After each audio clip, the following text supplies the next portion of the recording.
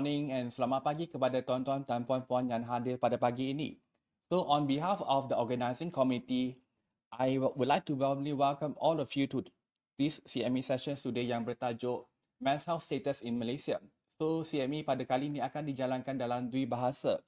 So I'm Wilfred from the Institute for Health System Research and I have the pleasure of moderating the sessions today. And we are honoured bersama dengan kita pada pagi ini, we have Mr. Ang Zen Yang from the Center of Health Cum Research Center, Institute for Health System Research, who will be sharing his insight on this topic. Thank you for taking your time to join this important and timely discussion. So sebelum kita bermula sesi kita pada pagi ini, jom kita bersama-sama saksikan satu video montaj IHSR. We understand that healthcare is not just a word, it is a way of life. A health system consists of all organizations, people, and actions whose primary intent is to promote, restore, or maintain health. Like any other system, it is a set of interconnected parts that functions together to be effective. Health systems research provides scientific evidence to policymakers and health managers to enable evidence-based decision-making. At the Institute for Health Systems Research Malaysia, IHSR, we believe that research is the key to improving health systems and healthcare delivery, which is at the very heart of improving the health of the population. We are a group of multidisciplinary researchers who aim to provide evidence to health managers and policymakers at all levels. Our aspirations fall into four pillars: enhance our capacity and capability in health systems research, strengthen our alliance with local and international partners, promote and advocate translation of knowledge, promote research uptake.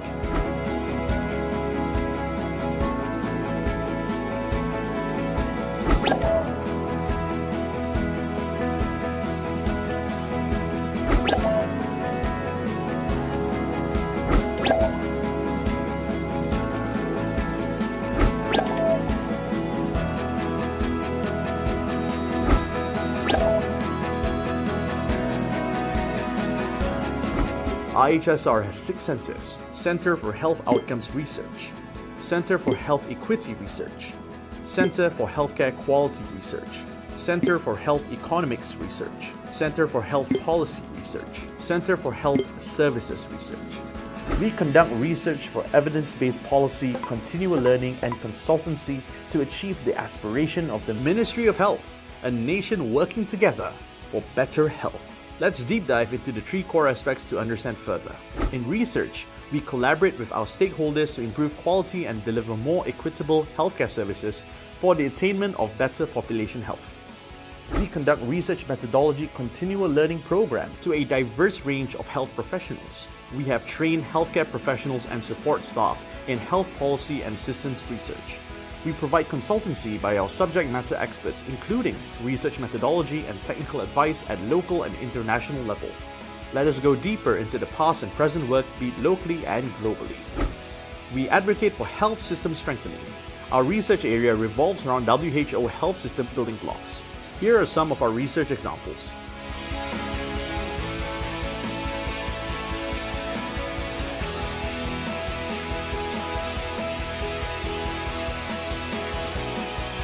Through our continual learning, we are able to continuously build competency and capacity in research and quality assurance, quality improvement, empowering others to strengthen the health systems.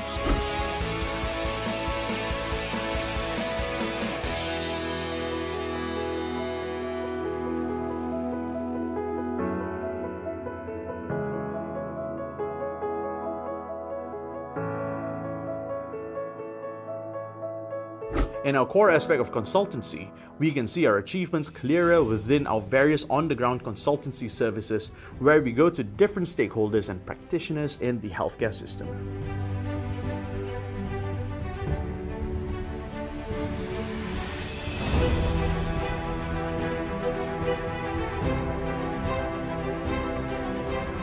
We aspire to continuously build capacity in health policy and systems research and taking evidence further. A well-functioning health system working in harmony is built on having trained and motivated health workers, well-maintained infrastructure, and a reliable supply of medicines and technologies, backed by adequate funding, strong health plans, and evidence-based policies.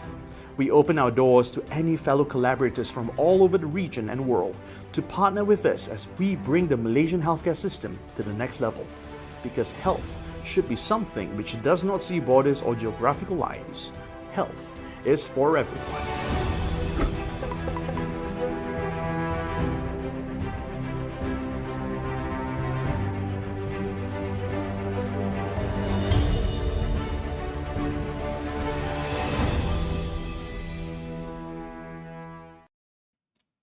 Okay, men's health ataupun kesihatan lelaki is an increasingly important and yet we often overlooked an aspect in public health.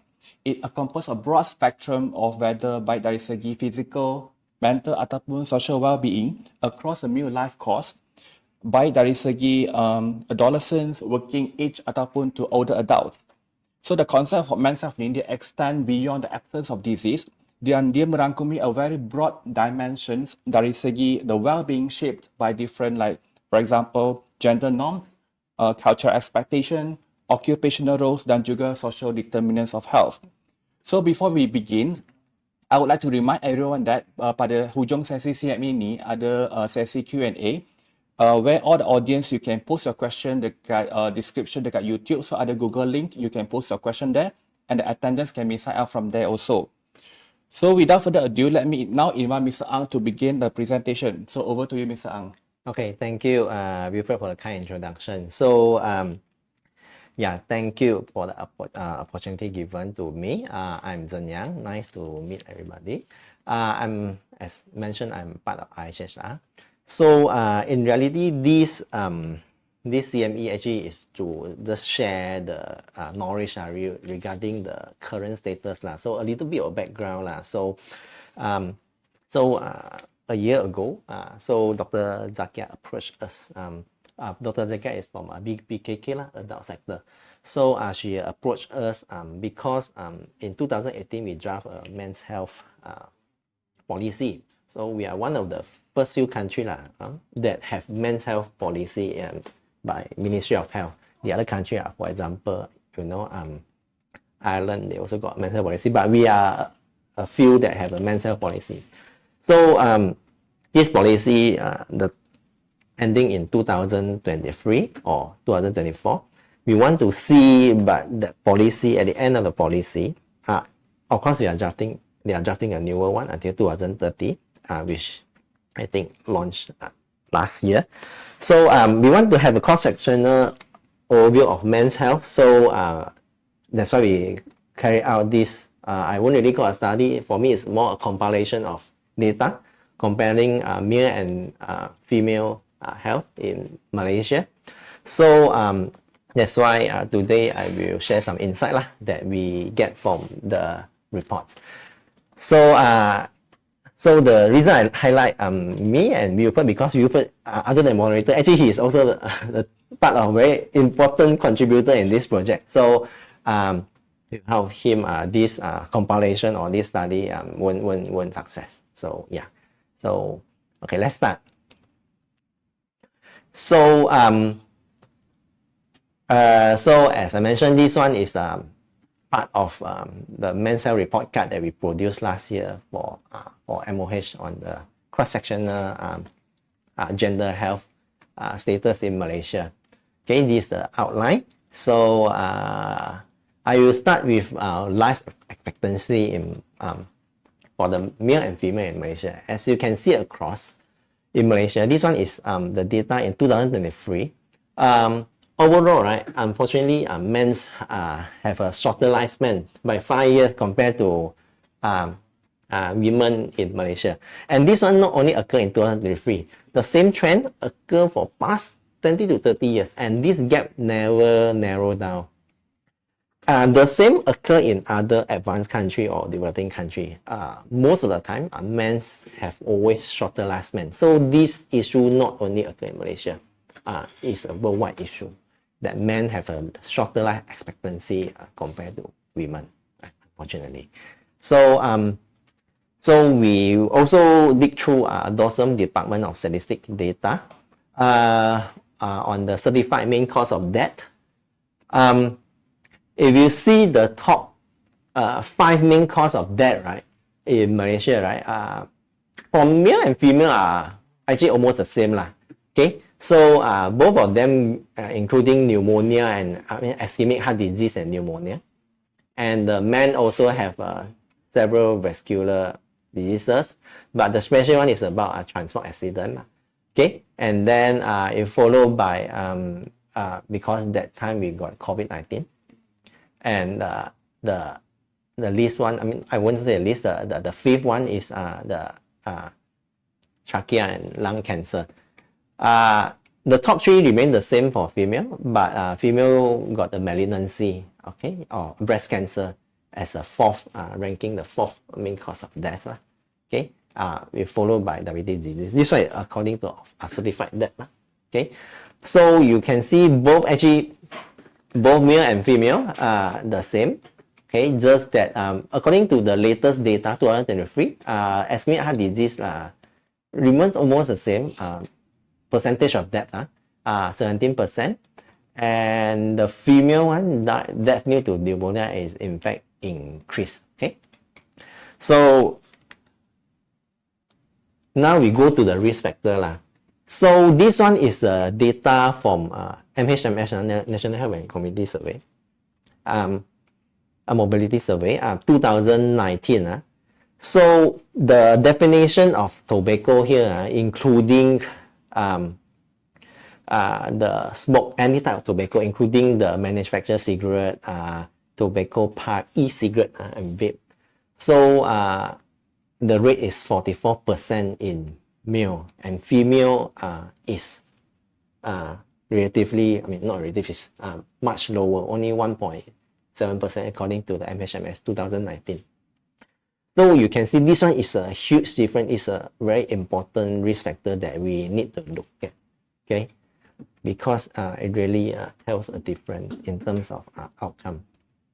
Okay, so next in terms of alcohol use, this one is 2019 data. With the recent one, 2023 MSMS, the rate slightly goes lower from 16.9 to roughly 13%. And then female one also dropped from 6.4 to 6.1% for the alcohol use. Okay, so this one is regarding to alcohol use. So in physical inactivity, so in 2019 MHMS for male is 22% inactivity. Okay, so the definition of inactivity means you engage in lesser than 150 minutes of physical activity per week. So it's a moderate activity So this is a definition. So in 2019, 22% of men is inactive according to our survey, and this has increased to 27%. Okay, the same for female population as well. It also increased like roughly 4 to 5%. So overall, our country become more inactive So okay, so this is another risk factor that we need to take care, because physical inactivity is linked to obesity, which could link to other diseases. So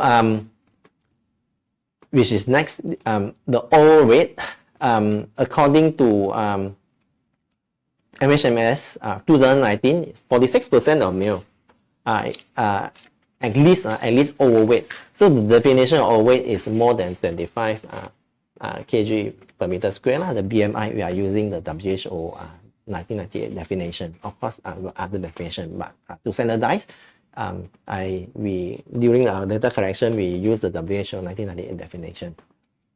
So 46%, and it increased to 52%.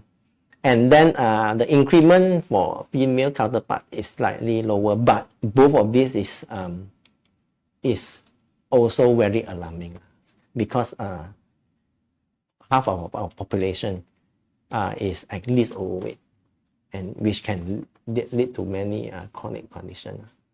Okay, so this is another factor that we need to take action on.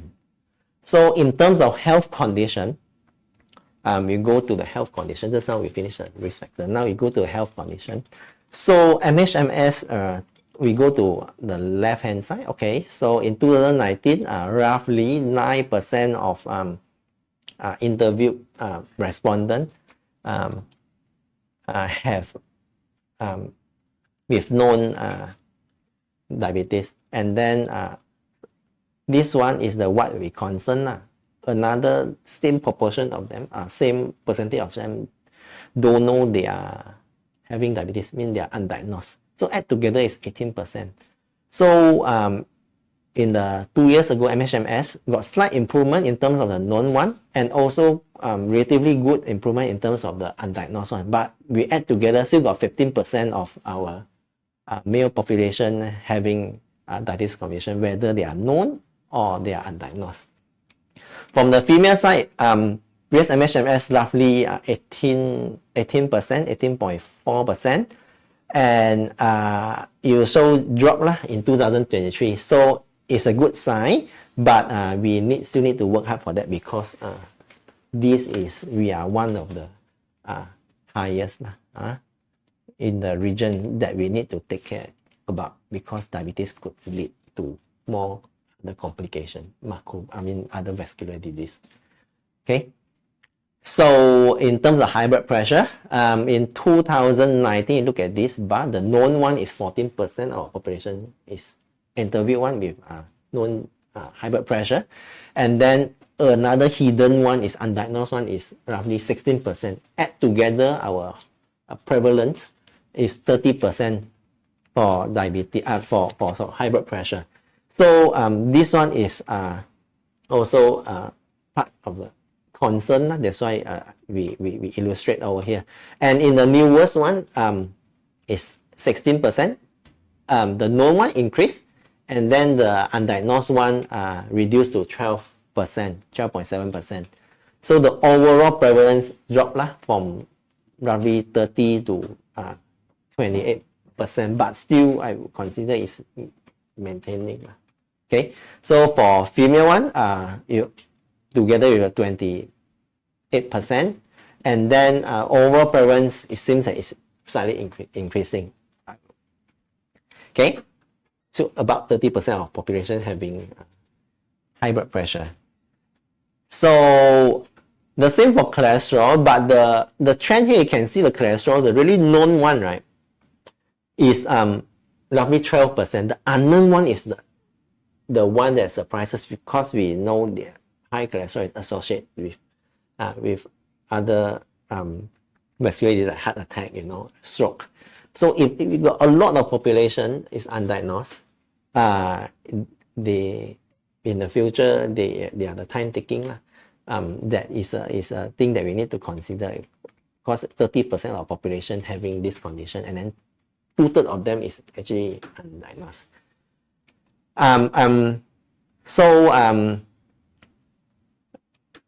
The known one slightly increased in 2023 round, and the undiagnosed one reduced. By add together, the prevalence still the same.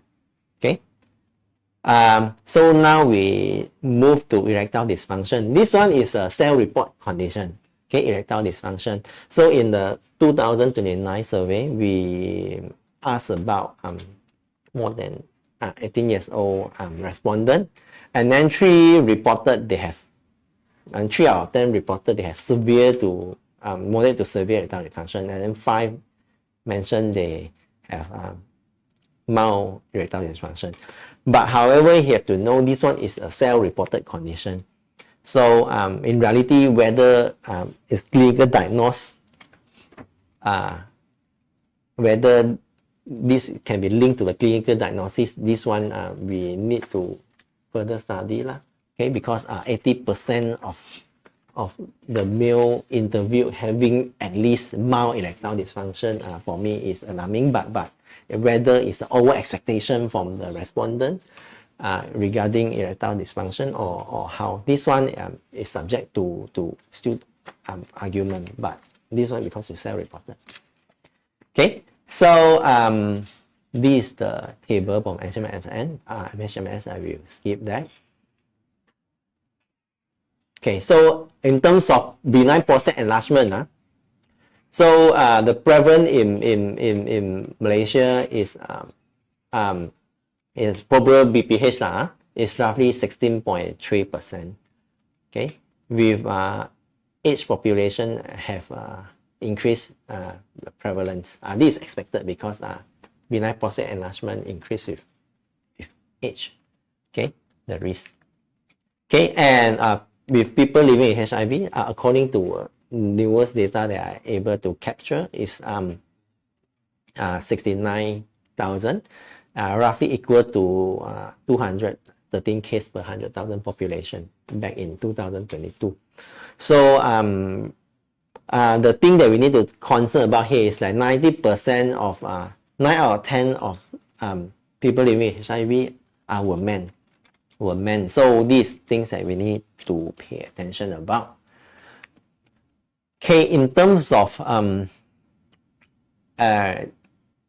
depression, okay, so in cell-related continuous depression, so in 2019, right, for men, right, is 2%. Things that we need to concern about is like 2023 round of survey, this increased by one-fold. The same occur for female respondent. So of course it could link to many factors, but our study did not. We just collect the compilation of data. It could due to many factors. Either our screening increase, or our awareness increase, or it's really the prevalence increase. Because this one is based on the questionnaire, is based on the PHQ-9 questionnaire. So so these are things that still can, but the increasing of prevalence is something that we need to take note about. Okay, so in the same for outpatient attendant, we show that female tends to have more visit about the mental health attendant in public facility for mental and behavioral disorder. Not surprising because the prevalence also higher compared male to female. So in terms of occupational injury, so it's a fact that occupational injury, male will have higher injury compared to female. Okay, roughly 300 over 100k population versus 90 injury. Okay, so and the fatal case is much more higher for male compared to female. But the fact is that roughly 90% of our working that the adult, right, is 90% participation rate for male in Malaysia, and for female it's roughly 50 to 60% of labor participation rate. So this could be part of factor that I can postulate. Another factor will be the area that the men work in. Maybe it's a higher risk sector. Okay. Of course, our study did not specifically find the factor, but this is the factor that I can postulate about. Okay. So the next one is motor vehicle accident. So if you say it scored the top 4 mortality in the earlier slide, compared to female, the motor vehicle accident is not part of the top 5 cause of death, certified death. Okay, the case is 4.6% of the total death case reported by DOSM, and female is 1.1% in 2022. Okay, so in terms of healthcare utilization, overall, outpatient, inpatient, and oral healthcare service, female will have lesser utilization. Male will have lesser utilization compared to female. With the oral healthcare roughly 5 to 6%, and then outpatient is 2% different, the same with inpatient. Okay, but what we is also another factor that affect could link to the outcome lah. Okay. Okay, in terms of cancer incidence rate, okay, so this one is based on the 2012 and 2016 cancer registry, but recently they came out with a newer summary report lah for our cancer registry.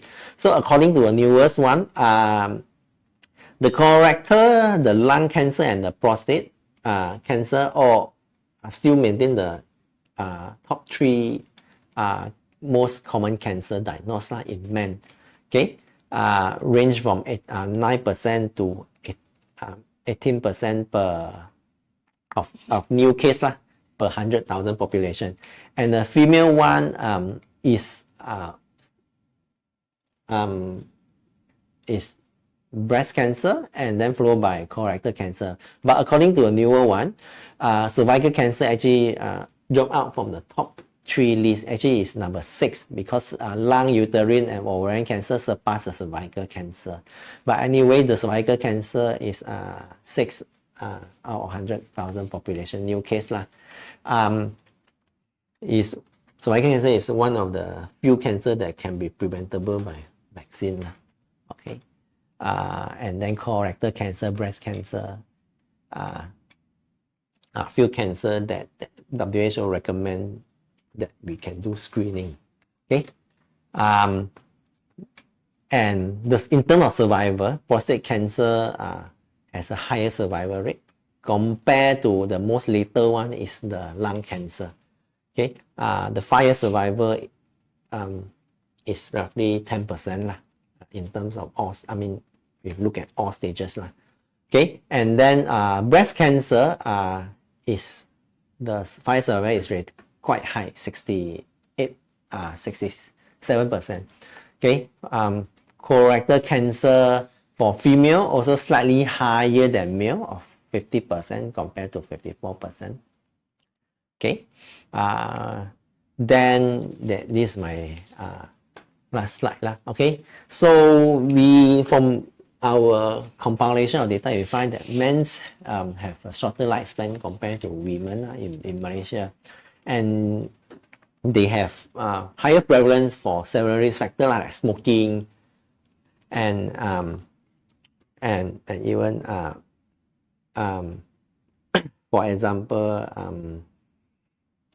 smoking and also alcohol, but alcohol maybe not a concern, but smoking is the concern here. Okay, and then they also get an increased mortality rate in terms of top cause of death for several vascular disease. So there are a few areas that we should focus on: screening and early treatment. Okay, this one and further research on the factor that lead to the poor health outcome that I illustrated, because this is really starting of the this cross section. Of course, men's health topic in Malaysia previously got pioneer like Prof Tong and then Prof Ng from UM, and Prof Ng from UM is still very active in men's health research area. So these people have started many years ago, and MOH have been cooperate with them regarding this issue from adult health sector since many years ago. That's why they able to come up with the men's health policy back in 2018. So the last one will be look into the address health inequity that recorded between gender. So this is the end of my topic. Okay, thank you. Okay, thank you very much, Zenyang, for that very comprehensive and also insightful discussion.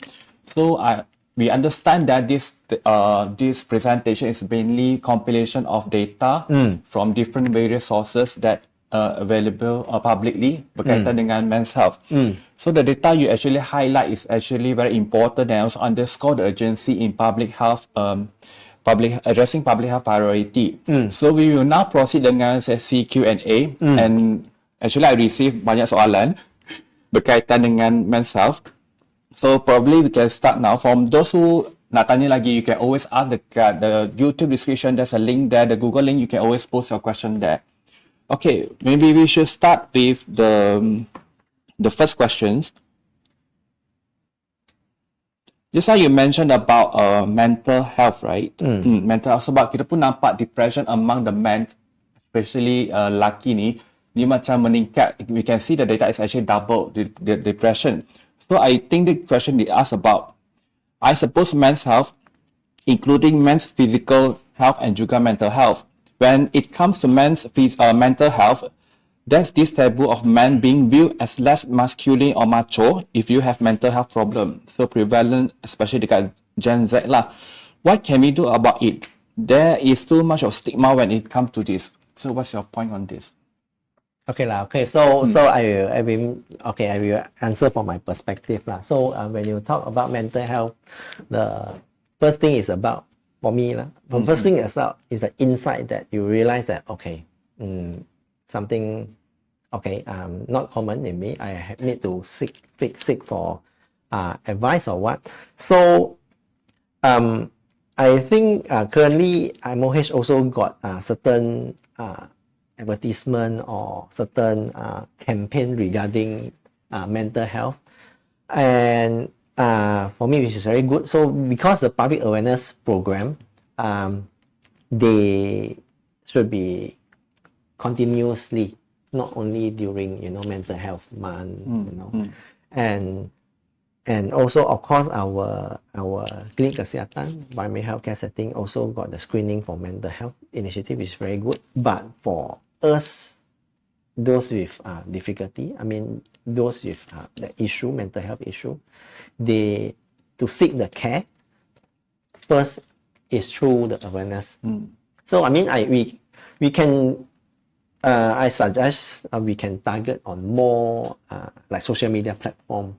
So sometimes we swipe social media, Instagram or Facebook. So I seldom see any advertisement that a short advertisement or reel that regarding mental health that officially come out from MOH. Perhaps there is, but maybe is the algorithm does not reach me. But for me, because this is where our including me, I don't watch TV anymore. I see Instagram and YouTube more frequent. So this could be a good platform, especially target our newer generation. At least they know where to seek help. Then only they can really utilize the service that we have. But this is my opinion. So agree the masculinity could be a factor that seek help, that prohibit them from a barrier for them to seek help. Of course, another one is that whether, because health screening at workplace is not compulsory. Okay, it's not compulsory. Whether, so I mean, of course, MOH also encourage the private sector employer to encourage their employee to have a healthcare screening. But often our healthcare screening in Malaysia more for blood testing, but mental health screening still not too prevalent in my own perspective. So whether this could be a package that private healthcare setting, when they offer as a package in normal healthcare screening that we normally take for blood, this could for me could be things that we could improve on. This one require everybody in Malaysia to take care. Of course, you compare to other countries, the prevalence is currently is 4 to 5, but this could be the future issue that we could face. We see because the prevalence rate are double. Betul. In 4 years time, for me is something that we need to take care about. Okay. Yeah, so still on this mental health. So kebetulan bulan Mei juga adalah bulan awareness of mental health lah. So this is the time we need to promote mental health awareness or also reduce the stigma. Okay, so the next questions, I think from our friends from Sabah. So what was the most effective strategies to improve men's health awareness and healthcare seeking behavior, especially some deprived rural areas of Sabah by considering cultural and socio-economic barriers. So how do we improve those in Sabah and rural area to improve their men's health awareness? So I believe currently, Sabah and Sarawak State, I answer according to what I know. They also, because those pedalaman area, they got difficulty to seek for healthcare, so they have a lot of outreach program lah. So the key is that the outreach program, if we can concert all our outreach program, this is my vision, that can cover multiple type of services, not only men's health, different type of services from child until adult punya disease area, then we could be more efficient in terms of this outreach program lah. Okay, so rather than certain outreach program to do this, how about an outreach program that consists of multiple disease area or sector, and then they do the same thing? For me, it's more cost efficient. So I think the outreach program would be and also important. Then for me, the community leader also very important. Yes. Okay, community leader, because those people in Peserta, they trust more their community leader that can be a champion for certain type of all type of health issue. So whether we can actively approach them, and the key is that making them sustainable is something that we have to talk about lah.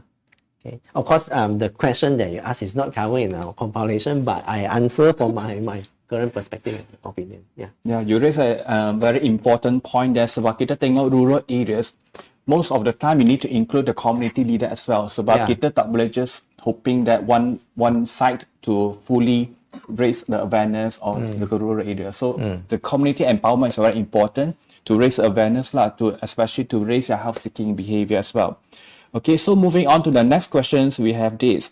What are the current strategies by the MOH to improve men's health in general, and are there any specific programs or intervention for it? What are the current strategy by MOH to improve men's health?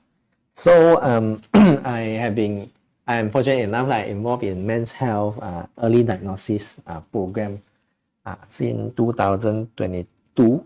So currently BPKK, our primary healthcare, having a men's health early screening or early diagnosis program in 6 states in Malaysia, and they are expanding it. So which is including the northern state, and also which is Kedah, Terengganu, Kelantan, okay, Wilayah Persekutuan, and also Johor. Okay, so this few states currently having the men's health screening where men can more than 40 can walk in for early diagnosis and screening of selected some diseases. Of course, MOH having this screening program, not the men's health, a general screening program through our NIH, our National Health Screening Initiative. And unfortunately, from the data that I gather through a poster presentation, men's there are lesser proportion of men to use this screening compared to female. Okay, so yes, we currently having so back to the men's health program. Yes, those men more than 40 can go through men's health screening. So antara the topic that they will cover is a general screening, because it's through, as I understand, it's through currently the screening is through diabetes punya screening. They link together with diabetes screening, and then they link together with the adult screening, and also the third one I can't remember, but they are linked through this. So those men that seek for this, they will go through a general screening as usual, and then the MA or the nurse will further provide them the screening related to healthcare, men's health related topic, for example erectile dysfunction, for example BPH, or for example prostate cancer. Yeah, so the key was I would say the prostate cancer is early diagnosis, not really screening. So the key term here is screening. So a lot of MOH initiatives are actually increase awareness and also screening among men. So for those men, you must get yourself screened so you can know your health status.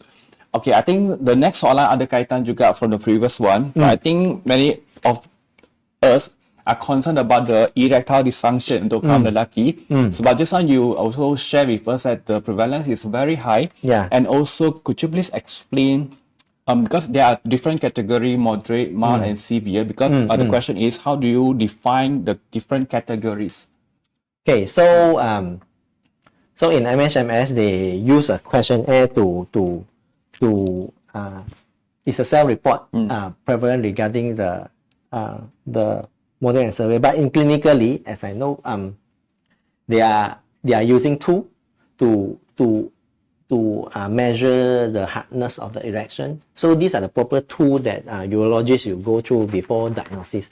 So that's why just now I focus on whether really is 80% of people in Malaysia having ED. If really is the fact, then we could be in trouble, because the things about ED is that it's associated with cardiovascular disease. So people having ED, we also encourage people having ED, please go and seek for healthcare and tell doctor about this, because I'm more concerned about not only the sexual life, I'm more concerned about the heart cardiovascular risk factor that come after that, because it has been associated to heart attack or stroke.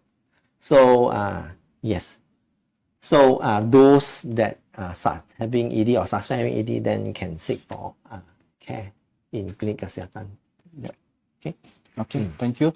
So the next question would be, what are the gaps that exist in the current research on men's health in Malaysia?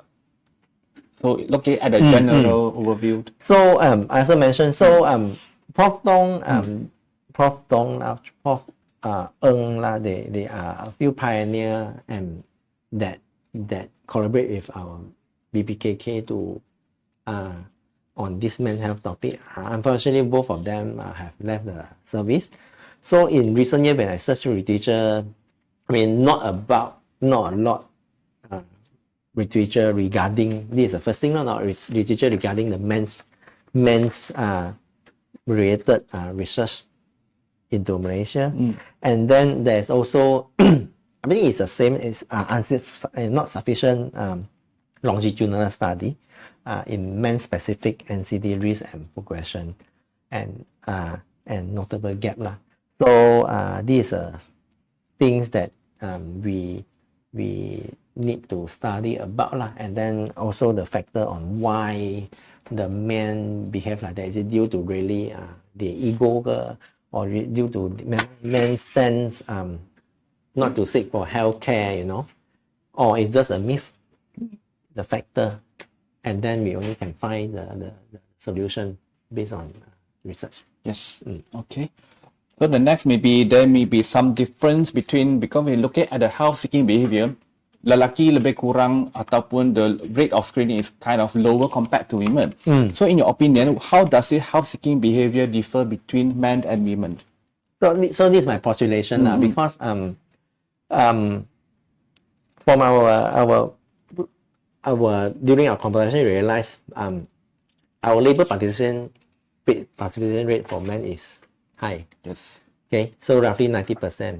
And then for women is 60%. I mean, one of the factors, of course, could be due to men in reality, they want to seek help, but whether the workplace permit them to seek for help, and they may think twice, because high labor participation for men also mean that they are the sumber pencarian. So if you leave the workplace, whether you may scared or you affect your mata pencarian. So I mean, this is what I think that could affect. So whether it's feasible that we cater for clinic, cater nighttime until the men lepas kerja, then only see. But this is a thing that we need to think about, because we extend our in clinic, or it will increase our resources, the efficiency of doing that.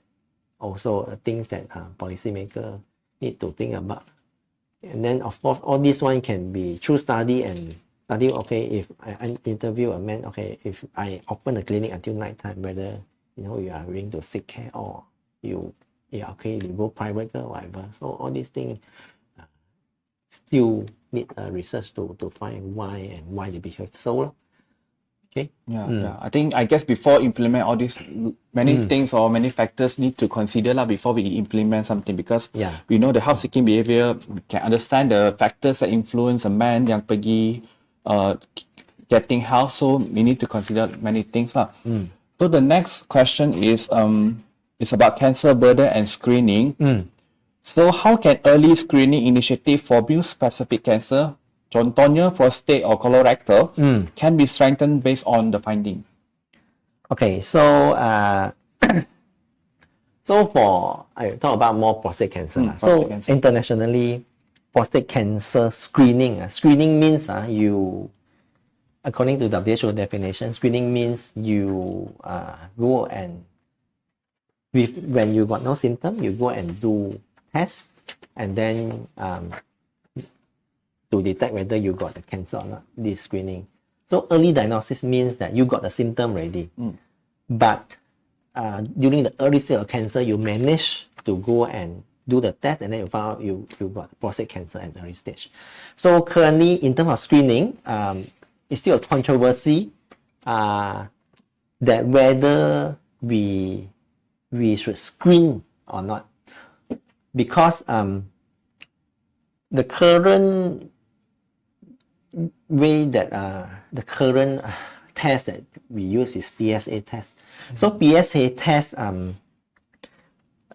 when you screen, right, for example, you got PSA test more than 4, so it does not necessarily mean you got prostate cancer. It could be PSA can increase due to you increase in age, or possible you have benign prostate hyperplasia. So the aftermath that you go and screen and you got PSA 4 means that the health facility have to keep monitor you every 6 months or every 1 year until you're stable, and then you will be their patient forever. So the thing is that it's a shared current international guideline say that for a man that need to go through prostate cancer screening, means you got no symptom, we are average risk. You by right, the physician and the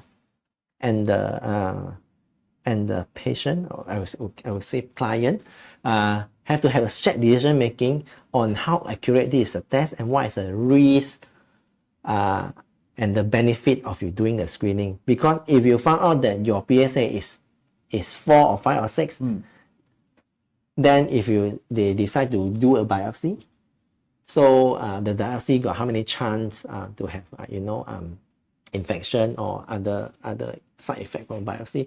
This thing have to be discussed with the client before they proceed for PSA. So imagine I got PSA 5.